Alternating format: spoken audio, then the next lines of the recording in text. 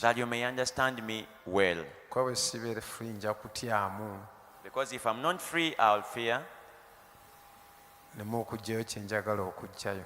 And I don't get out what I want to reveal to you. Katonda akuwa omwoyo w'okubikkulirwa. May God give you the spirit of revelation. Ne bwebeera kanisa. Even if it is a church. Si buli kanisa yonna nti kanisa yo. Not every church is your church. Mulimu ekkanisa gy'oligendamu naye nga temuliimu kigambo kyonna eki. There is a church you will join to, but there is not even a single word of yours.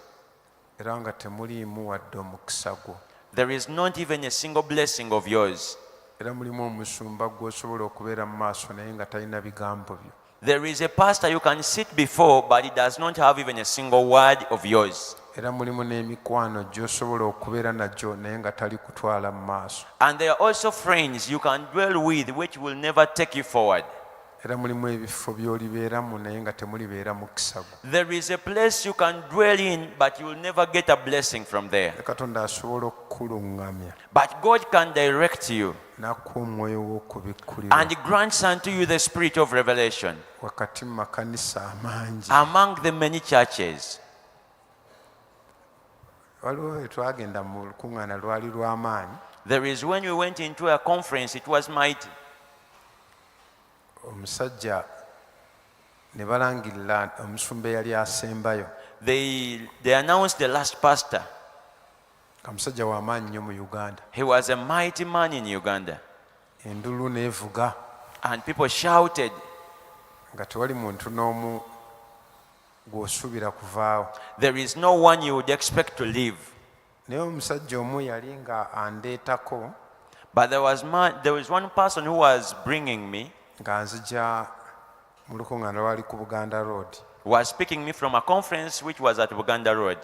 Omutume Mulinde yali alutegese. Apostle Molinde was the one who had organized Nga it. tubaddewo okuva ku makya. We had stayed there for the whole day Ne from morning. balangirira omuntu agenda okusembayo And they announced the last person to speak. ng'erinnya ly'amaanyi. It was a mighty name. Bwe twamala okukola ebintu byonna, After we had done everything, ye bwe yayingirawo ensi n'ekuba enduulu. when he entered like this, the whole world shouted. Ono yali andeetako nga nange neesunze. I was also anxious to listen from this man, but the person who was taking me, Nga nange mwagala. I also loved the person. Nanga nti oba naakutwalako jangu tugende. The person who was taking me told me, if I am taking you, this is the time to go. Ne muga gundi yagenda okubuulira. I told him, it is so and so who is going to preach. Naga talina bigambo byange. He said he doesn't have a single word of mine. Nali sinnaba kukitegeera. I had not yet known that. Ninakimanya luvannyuma era sinza mukugamba musajja w'amaanyi naye oli yagamba. I cannot even tell you the name because the man is mighty, but someone said, Naga talina bigambo he byange. doesn't have my words. Nga ye yavudde dda ku makya wano kasita oli baamulangirira n'amanya conference ye eweddeko naga oyo talina bigambo byange. He had stayed from morning until that time, but the moment they announced the last preacher, he simply packed his things and said, that person does not have my words. Naye nga simalala yagamba ne bwana ebigambo bye si byange.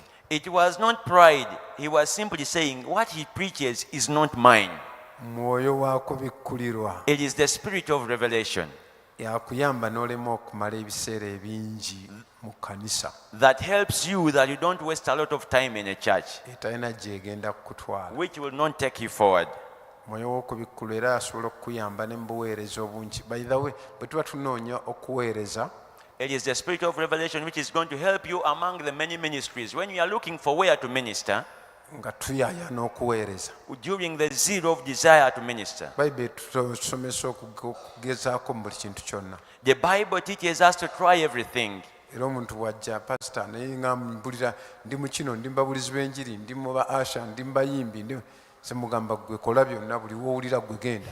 When someone comes to me and tells me, Pastor, I feel I'm among the ushers, among the worship team, among the evangelists, I'm almost everywhere, I simply tell them, you go everywhere and minister. Naye omwoyo ono w'okubikkulwa buli weeyongera agenda akufunza n'akufunza ogenda okulaba nga akutadde mu layini yo gy'ogenda okuweererezaamu. But this spirit of revelation, as you go on ministering, it keeps on narrowing narrowing your dimension until when he narrows you to somewhere where you're going to minister. kati Pawulo atusabira, So Paul is praying for us. nange nkusabira, I'm also praying for you Katonda that God akuwa omwoyo ow'okubikkulirwa. grants unto you the spirit of revelation.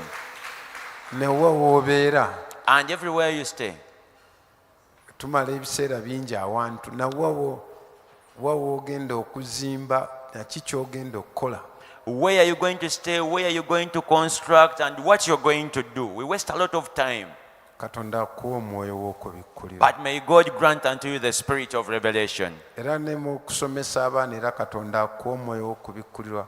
Ku masomero ojja kuba n'amasomero ng'olina ssente nnyingi akutwoga. Olina ezigenda ku Cornerstone, olina ezigenda ewa Muyingo, olina ezigenda ku Global, kiganga ssente zikuwulira. Naye Katonda mwaga amasomero gonna nga ne ssente si kyekizibu kyo. Katonda akuwa omwoyo w'okubikkulirwa. Mwana wo wa w'anaasomera n'asobola okuba nti wawe yamutegekera okusomera mu masomero gonna. Even among the schools where we take our children, you may have a lot of money, you can afford to take them to Muyingo schools, you can afford to take them to Cornerstone, take them to Global, but it is God to grant you the spirit of revelation to show to you where he has prepared your child to go to school. Nandyogereddeko bingi naye kankirekera awo.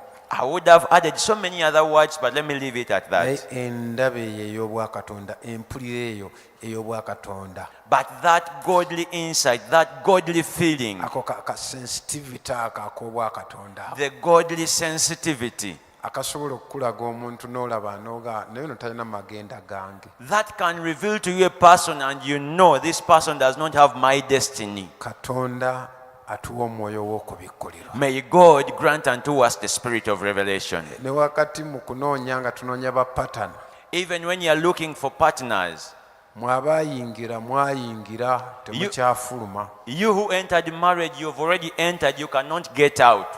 Oba watomera koni, oba watomera lakwena, gwe tokyafuluma. Naye nsabira bano abatannaaba neeno, Katonda abayambe abawa omwoyo w'okubikkulirwa. If you already married, whether you had an accident and you landed on Coney, you landed on Lakwena, that is your problem. But I'm praying for those who are still single. May God grant unto them the spirit of revelation. Katonda akuwa omwoyo w'okubikkulirwa, God can give you revelation, n'akuwa omuntu nga sina mugagga, and he gives you a person who is not even very rich, naye ng'agenda kukuwummuza, agenda kukuwa emirembe. but that person is going to give you rest, is going to give you peace. Nga wetwogerera kati n'ekyokulya takina, naye nga mu maaso awo ate mugenda kubeera omwoyo w'okubikkulirwa. As we speak of now, he may not have even what to eat, but in the future there, everything is going to be all right. The spirit of revelation. Ng'omuntu oyo alimu amagenda go. That person has your destiny. Katonda nga yamuteekateeka. Katonda atuwa omwoyo w'okubikkulirwa. May God grant unto us the spirit of revelation. Kusaba kuno In this season of ekyo prayer, nsaba Katonda akituwe. I pray that God will grant it to us. Mukama mulungi yeebazibwe. Praise the Lord. Omwoyo w'okubikkulirwa atuyamba The spirit of revelation helps us okulaba ebintu mu ngeri endala singa abantu bwe babiraba. to see things in a special way, not as other people see them. Kulaba ebintu mu ngeri ya njawulo To see things differently, singa abantu bwe babiraba. not as other people see them. Gwe ng'obiraba mu ngeri ya njawulo. When you see things in a different Era way. omwoyo w'okubikkulirwa ono This spirit of revelation yagenda okutuyamba is the one which is going to help us ne mu kiki ky'osobola okukola ekirimu omukisa gwo, in what you're going to do, which has your blessing, na wantu wa w'ogenda okukolera awali omukisa gwo. and which place are you going to work in, which has your blessing. Omwoyo ow'okubikkulirwa. The spirit of revelation. Mukama mulungi yeebazibwe. Praise the good Lord. Otuuka obutuusi n'olema kwonoona biseera. You just reach a place and you don't waste time. Mwoyo wa kubikkulirwa. It is Omanya ebiseera, omanya ebiro.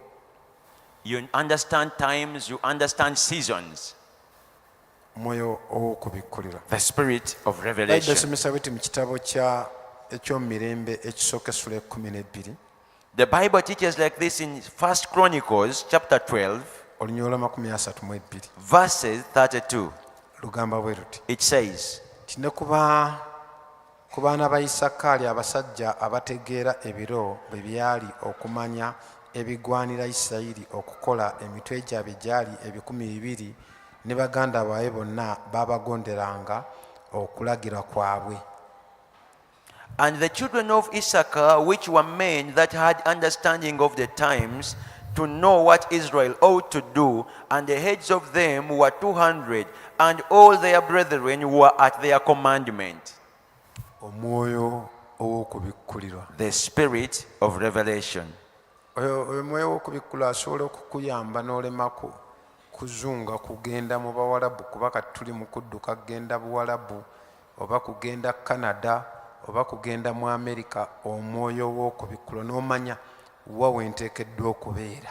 That spirit of revelation can help you not to go into the Arab countries or leave this country and you know where you're supposed to dwell. Ekikulu si kulinnya nnyonyi. The issue is not boarding the plane. Ekikulu si kudduka kuvaawo. The issue is not running away. Osobola okudduka n'ovaawo n'obeera nga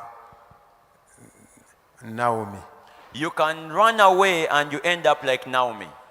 Naomi yadduka ng'enjala egudde. Naomi ran away because of the famine. Abaaliyo ne bamugamba nti abantu Katonda yabajjira dda eri. And as he was still there, they gave him news. They gave her news that God has already visited.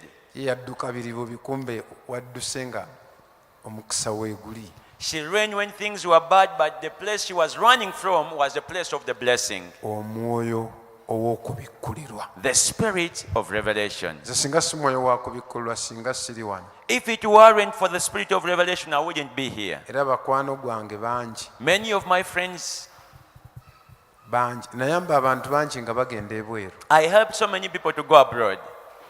Nina abantu bangi besikyayinza n'abamu kujjukira be nayamba okugenda ebweru. I have so many people, some of them I can't remember, which I helped to go abroad. Ffe twayambira abantu okugenda ebweru tebyaliko ssente. By the time we used to help people to go abroad, we did not get money from them. Nga si bya ttunzi nga kaakati. It was not marketable like it is today. Naye nayagalanga nnyo abantu okuva mu mbeera bagende. But I loved so many people to leave the situation they were in and they go. Era abamu bagendanga ne babeera bulungi. And many went and they were very well mu ngeri yaabwe. in their own way. Neze nakizuulanga obudde bukyali ne mmanya nti omusaayi gwange Katonda teyagutonda nze kubeera bweru. But I realized it early in life that my blood was not designed to go abroad. Ate nga nayagala nnyo nga nkyali mu kyalo okufulumako mu Uganda ninnyeko waakiri mu ggwanga eddala mbuukeyo. And yet I desired so much, even when I was still in the village, to leave this nation, at least step in another nation and come back. Naye bwe namala okulokoka But when I got born again, ne mmanya I knew nze ndi wa wano. I am a person of this place. Ne bwe nagenda e Japan, Even when I went to Japan, up to now mikwano gyange gye giri. until today, my friends are still there. Be nagenda nabo. The people I went with, Twagenda mu 95. we went in around 1995. Nakati gye bali. They are still there. Abamu abaavaayo Some people who left, baasala ne bagenda e Canada ne bagenda mu America. they crossed and went to the US. Abalala ne bagenda e Bungereza. Others went to the UK. Nanga ggwe oli ku ki? They told me, what are you on? Se ne mbaganza omusaayi ogwange gwe Uganda. I told them my blood was designed to be in Uganda. Era waliwo be nasasa nabaga nti ndudde okulya obutula. And there are people I made laugh. I told them I've taken long without eating. Njagala kugenda kulya katunkuma. I want to eat katunkuma. Naye omwoyo w'okubikkulirwa But the spirit of revelation, akutwala It will- n'akuteeka n'akuluŋŋamya awali omukisa gwo. it will take you, direct you where your blessing is. Omwoyo w'okuluŋŋamya akulaga ebiro n'ebiseera n'omala ng'omanye ebiro n'ebiseera. That spirit of revelation will help you to know the seasons and the times. Kiseera ki ky'olina okukoleramu ekintu. In what time are you supposed to be doing what? Mukama omulungi yeebazibwe. Praise the Lord. Mukama yeebazibwe. Praise the Lord. Era nasooka ne ntawaanamukko wano n'akakiiko akaaliko edda aka development committee. I struggled a lot with the committee, the old committee of the old development committee. Akaaliko edda nga tukyali eri. The first development committee when we were still down in the go down. Bangambanga kati pastor atugire abantu bagende basonde mbaga ate temusondesa kati. They used to tell me, Pastor, this is the time to collect money from the people. And I used to tell them, you first wait, this is not the time. Aga aggo otuluyisa. They would say, you are delaying us. lumu ne baŋŋamba nti gwe kati tulekere ggwe olabe. One time they told me, you leave us and you see. Ne mbaga mugende mu maaso. I told them, okay, you go on. Naye nga kintu wakiri